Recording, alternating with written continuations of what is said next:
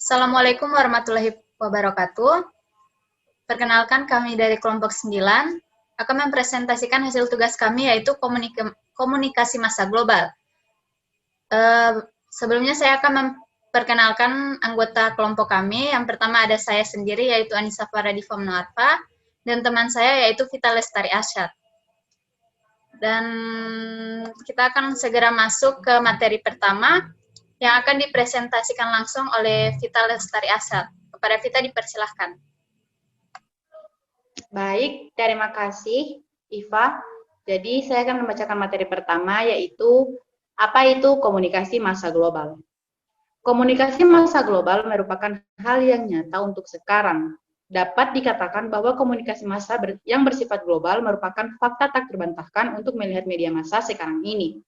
Tentunya hal tersebut tidak bisa dipisahkan dengan fenomena atau gejala globalisasi. Selanjutnya,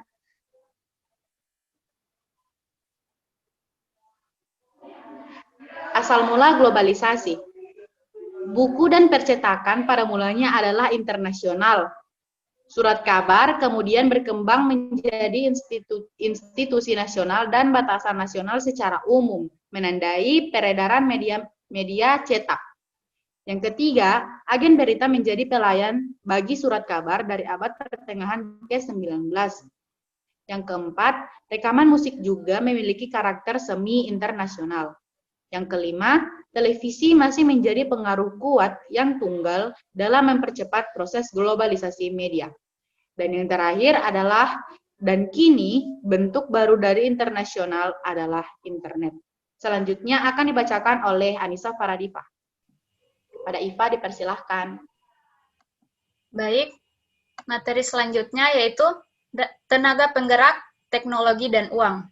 Teknologi sangat berperan penting dalam proses globalisasi, munculnya televisi, satelit, dan internet. Yang kedua, uang. Tenaga penggerak yang paling cepat dan bertahan lama di balik proses globalisasi adalah ekonomi. Yang berikut struktur media global. Pembentuk struktur adalah ukuran atau wilayah dan populasi, tingkat perkembangan ekonomi bahasa, sistem, politik, dan budaya. Dari faktor tersebut, struktur terbagi menjadi dua. Yang pertama, negara pusat. Negara pusat memiliki media yang paling mapan, makmur, dan besar secara populasi. Yang kedua, negara periferi. Negara periferi tidak mengekspor konten media, tetapi kapasitas mereka untuk mengimpor juga dibatasi oleh kurangnya perkembangan. Materi berikutnya akan dibacakan oleh Vita. Selanjutnya yaitu negara yang banyak melakukan impor. Tunstall mengatakan bahwa negara yang medianya paling global yang melakukan paling banyak impor terbagi menjadi 3 kategori, yaitu yang pertama, negara miskin yang berpopulasi sedikit. Yang kedua, negara kecil dengan tetangga yang besar dan memiliki bahasa bersama. Yang ketiga, negara-negara Eropa yang kaya, tetapi kecil yang mengimpor dari beragam sumber. Slide berikutnya. Kepemilikan dan kontrol media multinasional. Fase terkini dari revolusi komunikasi ditandai dengan adanya fenomena baru, konsentrasi media, baik transaksional maupun multimedia, mengarah pada industri media global yang semakin didominasi oleh sejumlah kecil perusahaan media yang sangat besar. Contoh paling utama dari internasional kepemilikan, produksi, dan distribusi media adalah industri musik populer atau perkembangan dalam 50 tahun terakhir. Dengan proporsi yang besar dari beberapa pasar yang utama berada di tangan perusahaan 5 besar. Globalisasi dan konsentrasi perusahaan media besar juga cenderung mengarah pada pembentukan kartel. Dan perusahaan-perusahaan yang sangat besar saling bekerja sama sekaligus berkompetisi dalam berbagai cara. Perusahaan-perusahaan yang bekerja sama dengan berbagai pendapatan, produksi bersama, pembelian film secara bersama, dan membagi pasar lokal. Selanjutnya akan dibacakan oleh Iva. Baik, yang berikut yaitu variasi media massa global. Komunikasi massa global adalah fenomena multifaset yang mengambil berbagai bentuk. Di dalamnya mencakup yang pertama, transmisi atau distribusi langsung saluran media atau publikasi utuh dari satu negara kepada khalayak di negara lain. Yang kedua, media internasional khusus tertentu, misalnya MTV Eropa, CNN Internasional, BBC World, TV Ching, dan seterusnya, ditambah agen-agen berita internasional. Yang ketiga, bermacam-macam bentuk konten, seperti film, musik, program televisi, dan artikel, yang diimpor untuk memenuhi keluaran media domestik. Yang keempat, format dan genre asing yang diadaptasi atau dibuat ulang untuk menyesuaikan dengan khalayak. Yang kelima, artikel berita internasional, baik mengenai negara lain maupun yang dibuat dari negara lain yang muncul di media lokal. Yang keenam, konten lain-lain misalnya peristiwa olahraga, iklan, dan gambar yang berasal dari luar negeri. Dan yang terakhir adalah World Wide Web atau WWW, dalam berbagai bentuk yang asli saling tumpang tindih dengan beberapa bentuk di atas. Yang berikut, ketergantungan media internasional. Dalam komunikasi internasional, terdapat 4 tahapan dari permulaan: produksi, distribusi, dan penerimaan, dapat, dan seringkali secara wilayah, organisasi, dan budaya terpisah dari satu sama lain. Proses yang umumnya luas dan terputus-putus ini tergantung pada 2 jenis keahlian, atau juga perlengkapan, satu yang berhubungan dengan piranti keras dan lainnya dengan piranti lunak. Model tersebut menggambarkan kondisi ketergantungan pada arus komunikasi dari negara yang maju kepada negara miskin.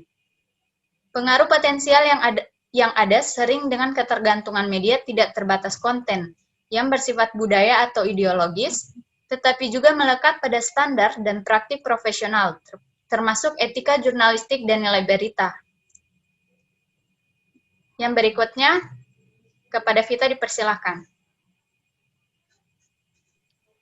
Baik, berikutnya adalah imperialisme budaya dan sesudahnya. Di masa segera setelah Perang Dunia II, ketika penelitian komunikasi sebagian besar dimonopoli Amerika, media massa secara umum dipandang sebagai salah satu saluran modernisasi yang menjanjikan, misalnya westernisasi, dan terutama sebagai alat yang kuat untuk mengatasi sikap tradisional, menurut Lerner 1985. Dari perspektif ini, aliran media massa dari negara kapitalis barat atau negara maju ke negara berkembang dipandang bagus, baik untuk penerimaannya dan juga berguna dalam melawan model modernisasi alternatif yang berdasarkan sosialisme, perencanaan, dan kontrol pemerintah. Banjirnya media cetak, film, musik, dan televisi Amerika memberikan contoh utama dan pengujian bagi teori ini.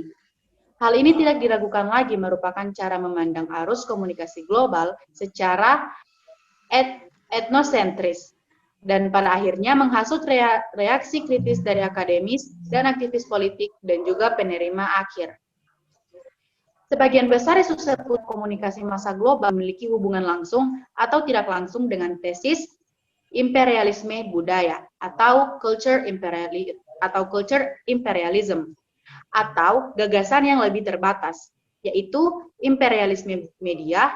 Hubungan ini tentunya sangat tidak setara dengan hubungannya dengan kekuasaan. Hal ini juga menyiratkan beberapa jenis keseluruhan pola budaya dan ideologis dalam apa yang disiarkan, yang mana seringkali dimaknai memiliki nilai barat, terutama nilai-nilai individualisme, sekularisme, dan materialisme. Materi berikutnya yaitu proses transnasionalisasi media. Kita melihat proses di mana konten dan pengalaman khalayak menjadi global. Ini merupakan proses efek atau efek proses jika ada dengan 2 tahapan. Pertama, transformasi konten, dan yang kedua, dampaknya terhadap khalayak. Dalam analisisnya mengenai aliran televisi internasional, menurut Sepstrup 1989 menyarankan agar kita membedakan aliran sebagai berikut. Yang pertama, nasional, di mana konten asing atau bukan yang diproduksi lokal disebarkan ke sistem televisi nasional.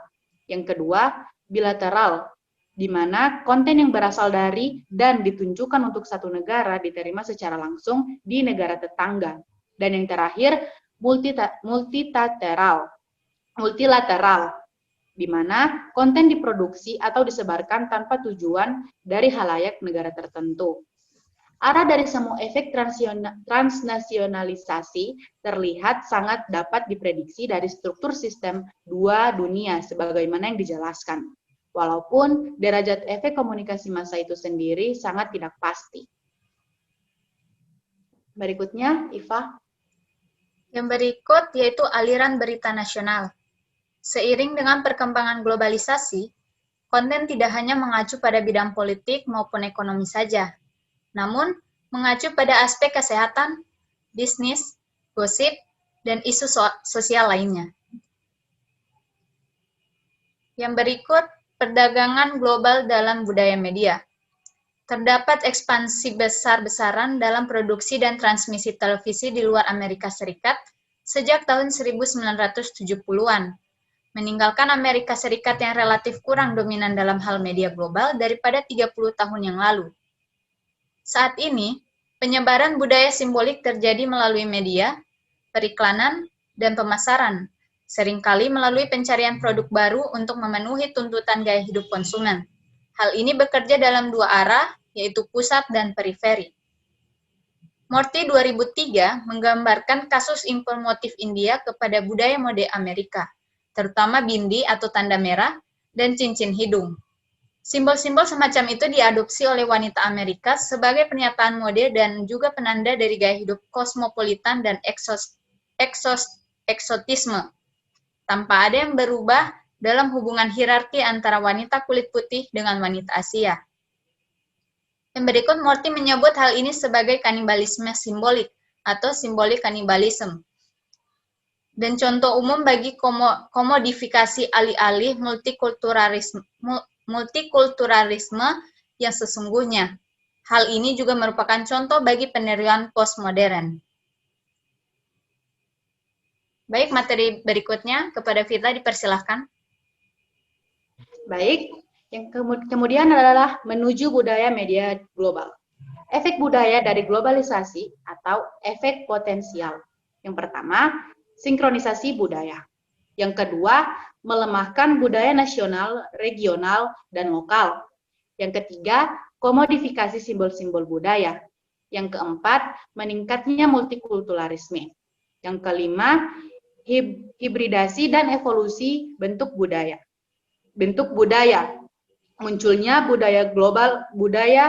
Munculnya budaya media global, dan hilangnya teritorial budaya. Baik, Iva. Kepada Vita Kemudian ada pengelolaan media global. Baik, kemudian ada pengelolaan media global. Asal mula pengelolaan global ditemukan dalam persetujuan yang dirancang untuk memfasilitasi layanan pos internasional melalui Universal Post Union pada pertengahan abad ke-19. Pada waktu yang kurang lebih sama, sekitar 1865, International Telegraph Union dibentuk untuk membantu mengordinasikan interkoneksi dan membangun persetujuan mengenai tarif dengan tambahan kemudian atas tanggung jawab terhadap spektrum radio. Setelah Perang Dunia II, PSBB menyediakan arena untuk berdebat mengenai media massa dengan rujukan tertentu kepada kebebasan berekspresi, dijamin oleh piagam tersebut. Aliran bebas komunikasi antar negara dan masalah kemandirian. Saat ini, badan-badan berikut memainkan berbagai peranan kunci dalam sistem pengelolaan yang berkembang. Yang pertama, International Telecommunication Union atau ITU. Dinamai ulang. Dikelola oleh sekumpulan delegasi yang dinominasikan oleh pemerintah nasional mengurusi standar teknis telekomunikasi, alokasi spektrum, orbit satelit, dan hal-hal lainnya. Yang kedua, World Trade Organization memiliki kekuatan yang besar dalam masalah ekonomi dan lambat laun semakin bercampur tangan terhadap media. Seiring perusahaan yang tumbuh semakin besar dan semakin komersial. Yang ketiga, United Nations Educational, Scientific and Cultural Organization atau UNESCO. Cabang dari PBB yang berdiri pada tahun 1945, memiliki kompetensi yang luas dalam masalah budaya dan pendidikan, tetapi memiliki kekuasaan yang kecil dan tidak memiliki fungsi media secara spesifik yang jelas. Kemudian berikutnya yaitu World Intellectual Property Organization atau WIPO, dibangun pada tahun 1893. Memiliki tujuan utama menyelaraskan aturan dan prosedur yang relevan dalam mengatasi perselisihan antara pemilik hak, pencipta, dan pengguna. Dan yang terakhir adalah International Corporation for Assigned Names and Numbers atau ICANN. Adalah tambahan paling baru dari badan-badan pengelolaan. ICANN adalah badan swasta sukarela yang memiliki tujuan mewakili komunitas pengguna internet. Berikutnya, baik, yang akan terakhir adalah kesimpulan. Media massa kontemporer adalah media massa global. Kekuatan kapitalisme global merupakan kekuatan besar yang juga masuk dalam dunia komunikasi massa. Faktor ekonomi dan mobilisasi masif yang menjadi karakter utama globalisasi merupakan faktor yang krusial dalam pembentukan media massa global. Dampak globalisasi kenyataannya sangat berpengaruh terhadap perilaku dan budaya masyarakat di negara berkembang, khususnya Indonesia, di mana fenomena pengglobalan dunia dan tantangannya harus disikapi dengan arif dan positive thinking, karena globalisasi dan modernisasi sangat diperlukan dan bermanfaat bagi kemajuan. Baik, itu tadi dia materi mengenai komunikasi massa global dari kelompok 9. Jika ada salah kata mohon dimaafkan. Dan untuk sesi tanya jawab, kami persilakan untuk teman-teman menanyakannya di kolom komentar. Sekian dari kami. Wabillahi taufiq wal hidayah. Wassalamualaikum warahmatullahi wabarakatuh.